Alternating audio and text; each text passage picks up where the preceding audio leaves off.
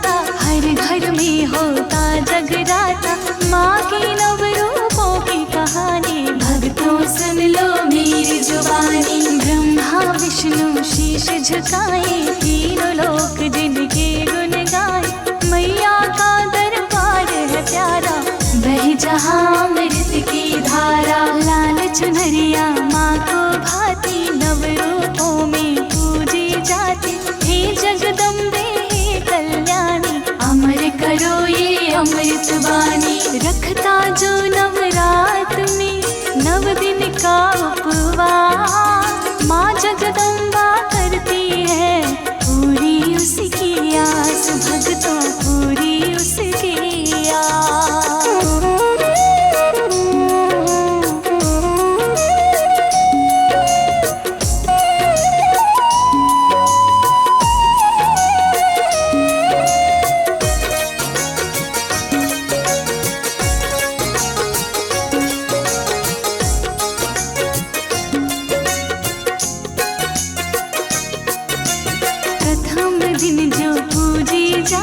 शैलपुत्री माँ वो कहलाती, माँ की महिमा बड़ी है न्यारी। भक्तों का दुख हरती सारी, शैलपुत्री माँ की कहानी सुन लो भक्तों बड़ी पुरानी। सती के पिता ने यज्ञ रचाया, शिव को उसमें नहीं बुलाया। पहुँची सती जब यज्ञ में जाकर, प्रजापति ने किया नाद, ये अपमान वो सह न पाई।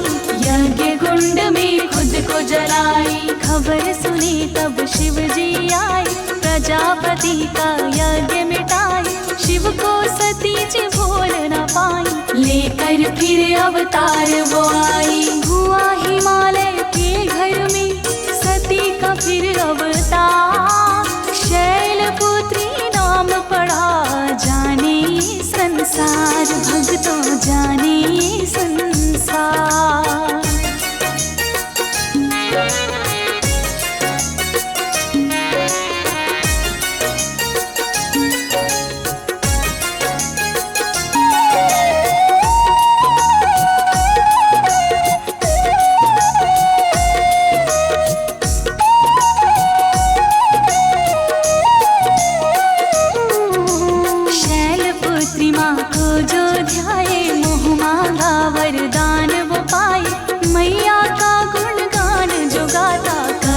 उसका मन घबराता, कुमकुम हल्दी सफेद चंदन, शैलपुत्री माँ को करे अर्पण। घर में बरकत करती मैया, सारे संकट हरती मैया।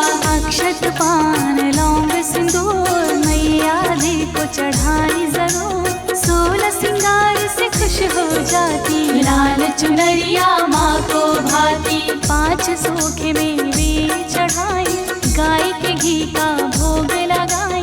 ताजा लाल पुष्प ले आना, उसी से माँ का हार बनाना। शैलपुत्री के सुमिरन से सारे दुख तो जाए। नवरात्रि में प्रथम दिन इनको पूजा जाए, भक्तों इनको पूजा जाए।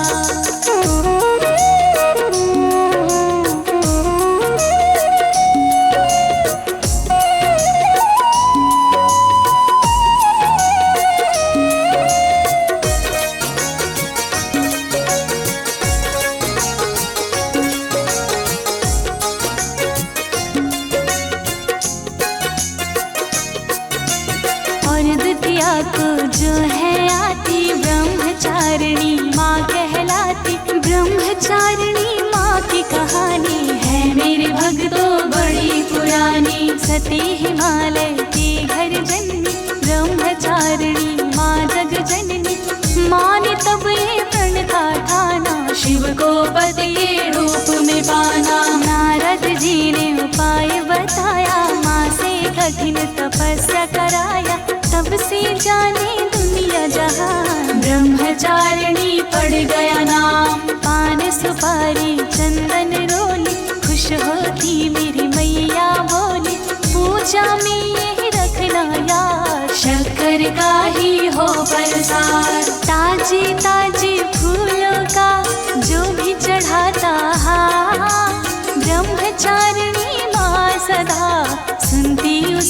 पुकार, भक्तों सुनती उसकी पुकार।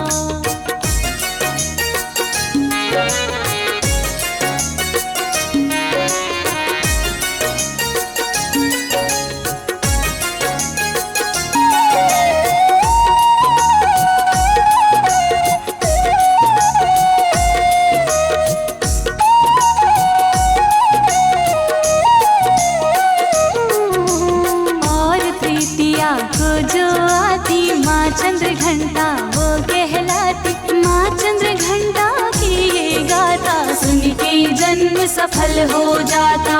असुरों का करने संहार मैया ने था लिया अवतार, धरती से राक्षस को मिटाई माँ चंद्र घंटा इसलिए आई। अक्षत व सिंदूर चढ़ाई, दूध से माँ का भोग लगाई, जो चंद्र घंटा माँ को मनाता जीवन में कभी कष्ट न पाता। सफेद कमल व लाल फूल, पीला गुलाब न जाना भूल, माँ के भवन में दीप जलाकर दुर्गा चालीस पढ़ना जाकर। माँ चंद्र घंटा देवी की महिमा बड़ी महान, तृतीया के दिन पूजी जाती जाने सारा जहान, भक्तों जाने सारा जहान।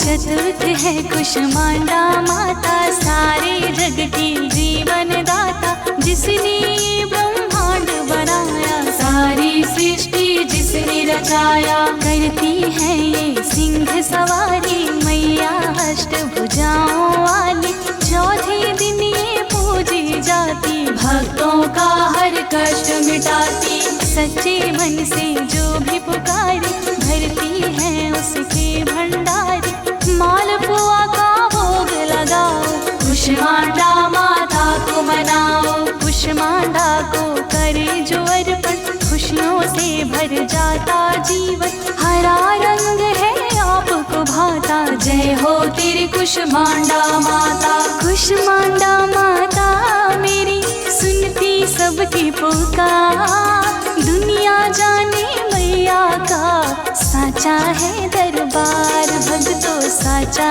है दरबार।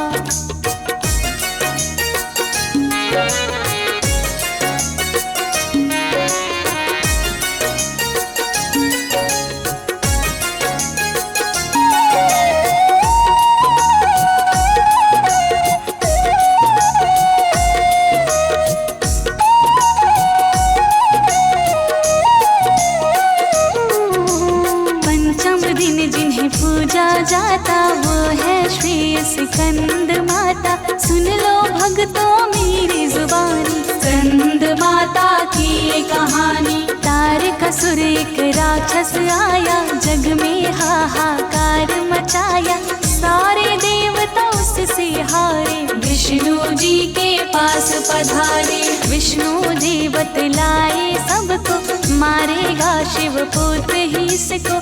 पार्वती माँ आगे आई, अपने पुत्र स्कंद को लाई, पार्वती ने खेल रचाया, पुत्र को युद्ध करन सिखलाया। जब स्कंद को था ललकारा, तारकासुर तब गया था मारा। तारकासुर का वध किए थे स्कंद भगवान, तब से पड़ गया पार्वती का स्कंद मां नाम, भक्तों स्कंद मां नाम।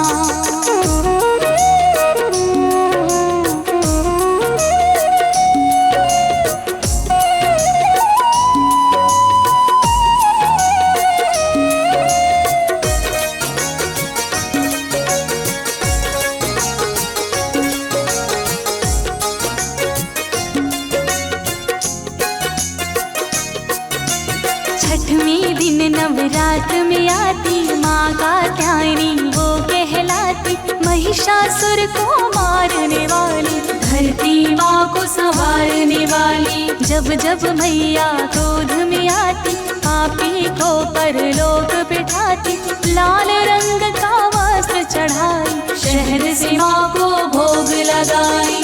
है माँ को आसान मनाना, गाय के घी का दीप जलाना, जो बोले माँ का जयकारा मिट जाता सारा अंधियारा। जिसके ऊपर खुश हो जाती उसके बिगड़े काज बनाती, जहाँ रहे मैया का बसेरा हर सुख वही लगाता फेरा। ओ मैया कात्यायनी विनती है बसे, आ जाओ मेरे सामने, जी भर के लो देख मैया, जी भर के लो देख।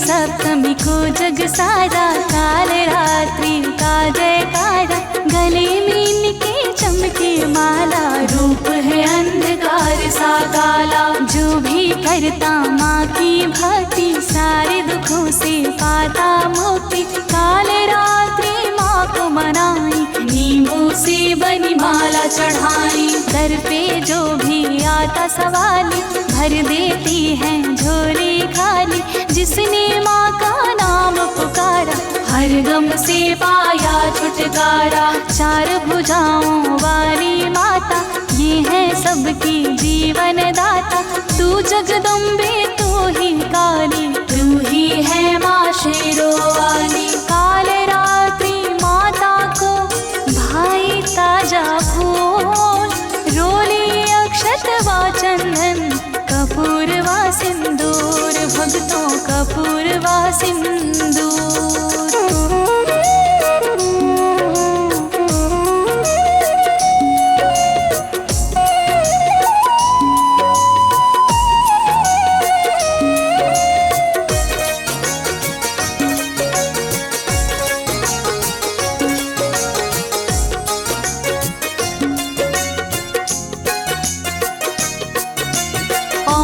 अष्टमी को जो आती वही महागौरी कहलाती, जो भी महागौरी को ध्याए रोग दोष से मुक्ति पाए। माँ ने किया तपस्या भारी, पति उनके शिव त्रिपुरारी, भक्तों माँ का रूप था काला, किए जतन तब डमरू वाला। शिव ने गंगा जल है मगाया, गौर वर्ण तब माँ का बनाया, काली थी माँ हो गई गोरी, नाम पड़ा तब से महागौरी। मौली कुमकुम करे समर्पित, पुष्प मोगरे का करे अर्पित, रोली चंदन अक्षत लाई, और नारियल भोग लगाई। जय जय हो महागौरी माँ, ऊंची तेरी शान, सारा जमाना गाता है बस तेरा गुणगान मैया, बस तेरा गुणगान।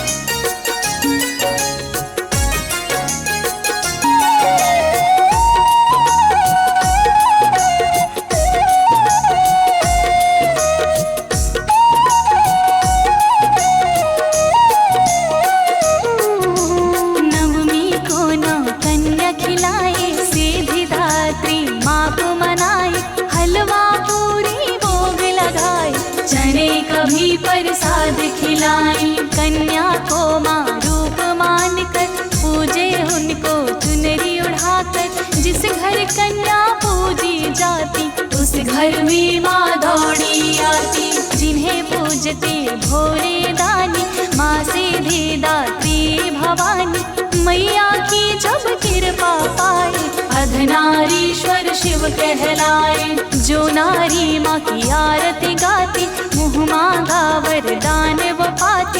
ज्योति तिवारी दर पर आई, अमृत वाणी गा के सुनाई।